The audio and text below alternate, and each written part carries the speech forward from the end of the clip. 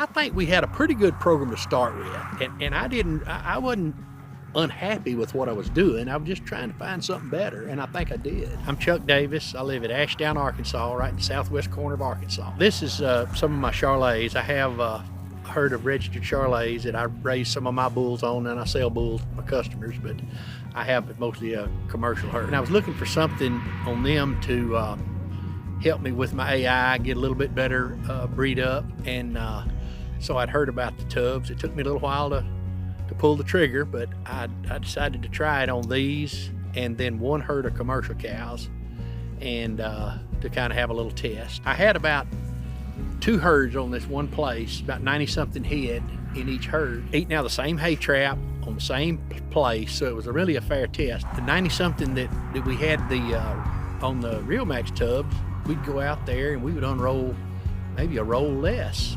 and I don't think we were saving a roll every day on 90 head, but we were saving 4 or 5 rolls a week on 90 head. It pretty much paid for my tubs, you know, so I fed my cattle.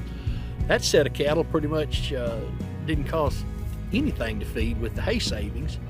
And it not only works through the winter when you're feeding hay, but it works in the summer when you're grazing. So you run more cattle, or either have more grass for the cattle you do run. You can see the difference in the cow patties, you know, how much better they're doing a job of digesting. They were more creamy. They were hit the ground flat and splattered a little bit, had a little hole, kind of like that one, and it's not near as much fiber in it. You know, they're doing a better job of digesting, and I assume that's the reason that they don't have to have as much, because they're doing such a better job of digesting what they are taking in. The ease of it is one thing that we like. The guys that work for me sure do. Is it's so easy. You're not out there constantly putting out stuff. We were putting out liquid feed like weekly, and it was a job. You know, we were putting out tons of it. It would take us, you know, 1 or 2 days each week to put out, you know, other types of feed. Where this way we just throw some tubs on, and we go by checking cattle. If we need one, we kick it out. It frees my guys up to do other things, you know. I think my guys might quit if I went to something else where we had to really work hard to feed them.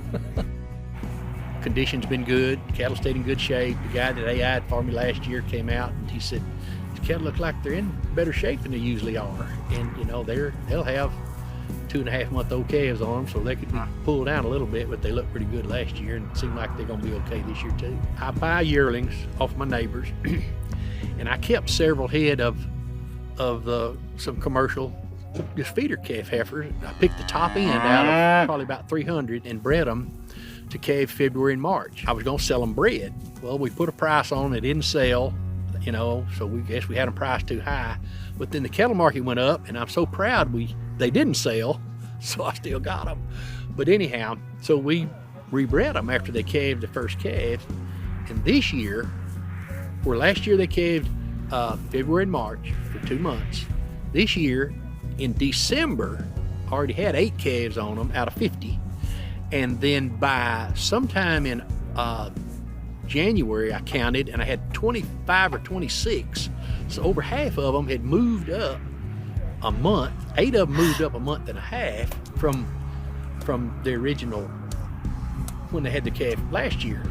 It's hard to even get a second calf heifer bred, much less moving up a month or month and a half. So I didn't do anything different, but had them on the tubs. So I don't know, you know, that's sure could have done it, but that's the only thing different I did.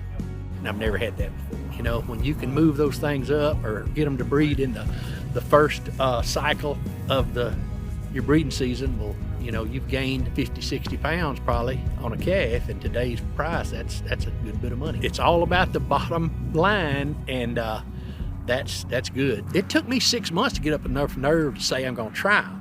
But when I made up my mind, I made it up. I said, I'm gonna stay with them a year. I'm gonna try it. I'm not gonna just put them out for a little while. I'm gonna stay with it a year.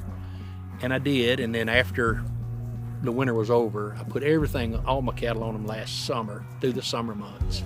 And this fall so far, everything's on them this winter. Just commit to do it. If you commit to do it, commit to stay with it. The results seem to be some better, and I think they'll even be better the longer I'm on it. Cost is cheaper per head per day. You know, we can feed a a quarter of a pound for 48 cents, and you can't hardly feed anything for 48 cents a day. I'm feeding cheaper than I've ever have. So it's no problem. I mean, it's always a problem to come up with that much money, but far as me being worried that I'm going to get it back or that it's paying for itself, there's no doubt. I'm sold on that part. So I found something maybe a little better, that it's not costing me anything to feed it, because I'm getting it back.